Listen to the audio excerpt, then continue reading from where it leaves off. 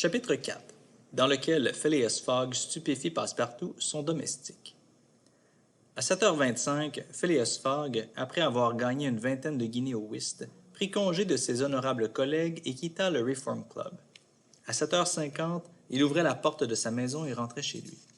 Passepartout, qui avait consciencieusement étudié son programme, fut assez surpris en voyant Mr. Fogg, coupable d'inexactitude, apparaître à cette heure insolite. Suivant la notice, le locataire de Savile Row ne devait rentrer qu'à minuit précis. Phileas Fogg était tout d'abord monté à sa chambre, puis il appela. « Passepartout » Passepartout ne répondit pas. Cet appel ne pouvait s'adresser à lui, ce n'était pas l'heure. « Passepartout » reprit Mr. Fogg sans élever la voix davantage. Passepartout se montra. « C'est la deuxième fois que je vous appelle, » dit Mr. Fogg. « Mais il n'est pas minuit, » répondit Passepartout, sa montre à la main. « Je le sais, » reprit Phileas Fogg, « et je ne vous fais pas de reproches. Nous partons dans 10 minutes pour Douvres et Calais. » Une sorte de grimace s'ébaucha sur la ronde face du Français. Il était évident qu'il avait mal entendu. « Monsieur se déplace » demanda-t-il. « Oui, » répondit Phileas Fogg. « Nous allons faire le tour du monde. » Passepartout, l'œil démesurément ouvert, la paupière et le sourcil surélevé, les bras détendus, le corps affaissé, présentait alors tous les symptômes de l'étonnement poussé jusqu'à la stupeur. « Le tour du monde » murmura-t-il. « En 80 jours, » répondit Mr. Fogg. « Ainsi, nous n'avons pas un instant à perdre. »« Mais les malles » dit Passepartout, qui balançait inconsciemment sa tête de droite et de gauche. « Pas de malles. Un sac de nuit seulement. Dedans, 2 chemises de laine, 3 paires de bas. Autant pour vous. Nous achèterons en route. Vous descendrez mon macintosh et ma couverture de voyage.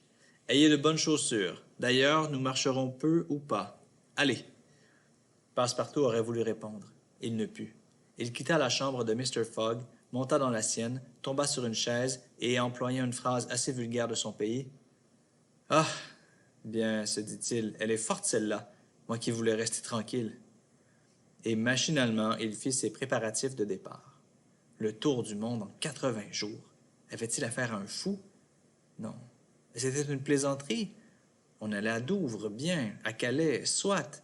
Après tout, cela ne pouvait notablement contrarier le brave garçon, qui depuis 5 ans n'avait pas foulé le sol de la patrie. Peut-être même irait-on jusqu'à Paris, et ma foi, il reverrait avec plaisir la grande capitale. Mais certainement, un gentleman aussi ménagé de ses pas s'arrêterait là. Oui, sans doute. Mais il n'en était pas moins vrai qu'il partait, qu'il se déplaçait, ce gentleman, si casanier jusqu'alors. À 8 heures, Passepartout avait préparé le modeste sac qui contenait sa garde-robe et celle de son maître. Puis, l'esprit encore troublé, il quitta sa chambre, dont il ferma soigneusement la porte, et il rejoignit Mr. Fogg. Mr. Fogg était prêt. Il portait sous son bras le Bradshaw's Continental Railway Steam Transit and General Guide, qui devait lui fournir toutes les indications nécessaires à son voyage. Il prit le sac des mains de Passepartout, l'ouvrit et y glissa une forte liasse de ces belles banknotes qui ont cours dans tous les pays. « Vous n'avez rien oublié » demanda-t-il. « Rien, monsieur. Mon macintosh et ma couverture?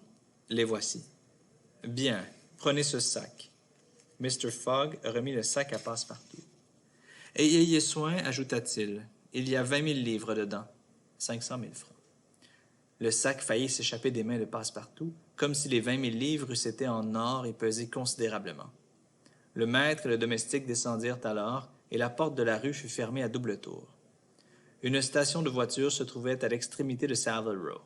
Phileas Fogg et son domestique montèrent dans un cab qui se dirigea rapidement vers la gare de Charing Cross, à laquelle aboutit un des embranchements du South Eastern Railway. À 8h20, le cab s'arrêta devant la grille de la gare. Passepartout sauta à terre. Son maître le suivit et paya le cocher. En ce moment, une pauvre mendiante, tenant un enfant à la main, pieds nus dans la boue, coiffée d'un chapeau dépenaillé auquel pendait une plume lamentable, un châle en loques sur ses haillons, s'approcha de Mr. Fogg et lui demanda l'aumône. Mr. Fogg tira de sa poche les 20 guinées qu'il venait de gagner au whist et, les présentant à la mendiante, « Tenez, ma brave femme, dit-il, je suis content de nous avoir rencontrés. » Puis il passa. Passepartout eut comme une sensation d'humidité autour de la prunelle. Son maître avait fait un pas dans son cœur. Mr. Fogg et lui entrèrent aussitôt dans la grande salle de la gare. Là, Phileas Fogg donna à Passepartout l'ordre de prendre 2 billets de première classe pour Paris. Puis, se retournant, il aperçut ses 5 collègues du Reform Club. « Messieurs, je pars, dit-il, et les divers visas apposés sur un passeport que j'emporte à cet effet vous permettront au retour de contrôler mon itinéraire. »« Oh, monsieur Fogg, répondit poliment Gauthier Ralph, c'est inutile. Nous nous en rapporterons à votre honneur de gentleman. »« Cela vaut mieux ainsi, dit Mr. Fogg. »« Vous n'oubliez pas que vous devez être revenu, fit observer Andrew Stuart. »« Dans 80 jours, répondit Mr. Fogg, le samedi 21 décembre 1872 à 8h45 du soir. Au revoir, messieurs. » À 8h45, Phileas Fogg et son domestique prirent place dans le même compartiment. À 8h45, un coup de sifflet retentit et le train se mit en marche.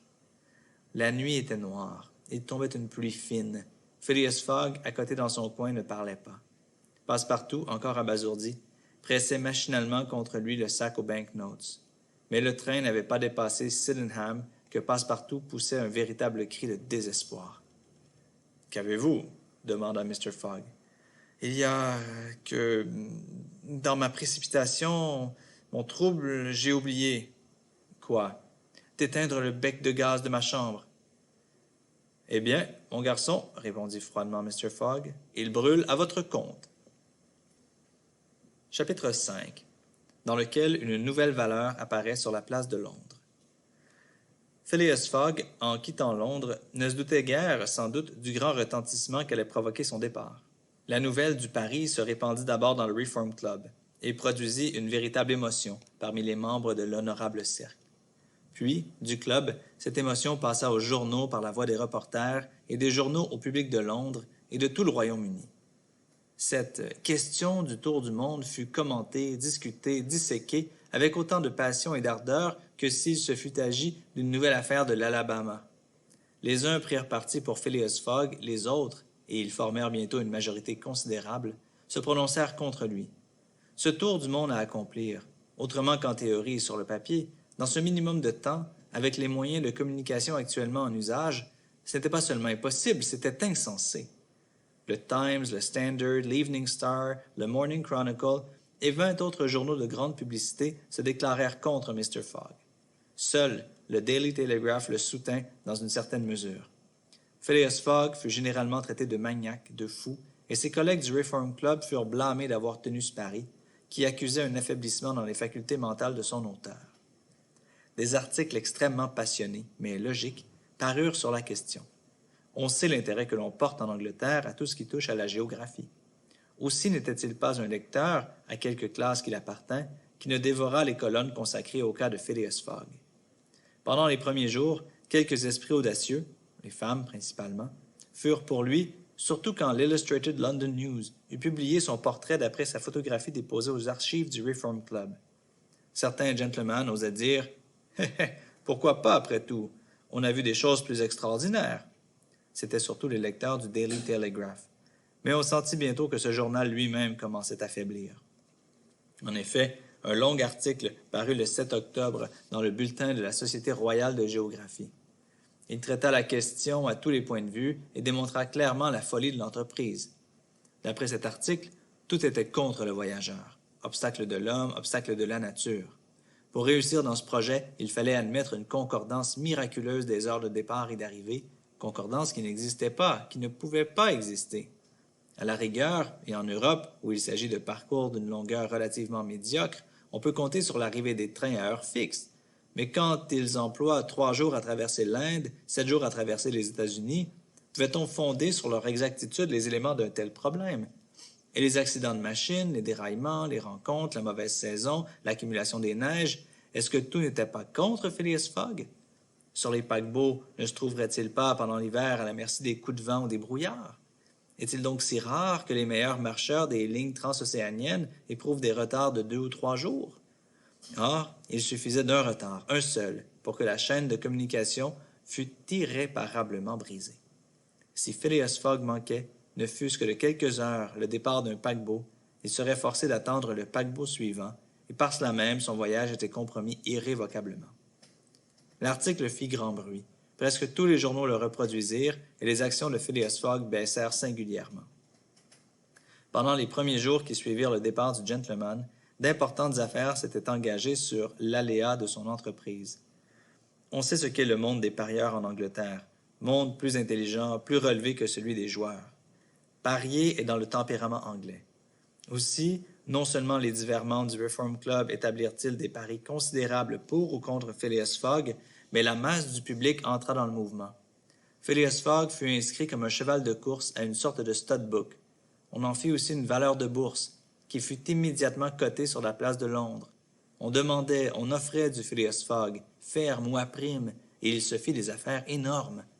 Mais 5 jours après son départ, après l'article du Bulletin de la Société de géographie, les offres commencèrent à affluer. Le Phileas Fogg baissa. On l'offrit par paquet. Pris d'abord à 5, puis à 10, on ne prit plus qu'à 20, à 50, à 100. Un seul partisan lui resta. Ce fut le vieux paralytique, Lord Albemarle. L'honorable gentleman, cloué sur son fauteuil, eût donné sa fortune pour pouvoir faire le tour du monde, même en 10 ans, et il paria 5000 livres, 100 000 francs, en faveur de Phileas Fogg. Et quand, en même temps que la sottise du projet, on lui en démontrait l'inutilité, il se contentait de répondre « Si la chose est faisable, il est bon que ce soit un Anglais qui le premier l'ait faite. » Or, on en était là. Les partisans de Phileas Fogg se raréfiaient de plus en plus. Tout le monde, et non sans raison, se mettait contre lui. On ne prenait plus qu'à 150 à 200 contre 1, quand, 7 jours après son départ, un incident complètement inattendu fit qu'on ne le prit plus du tout.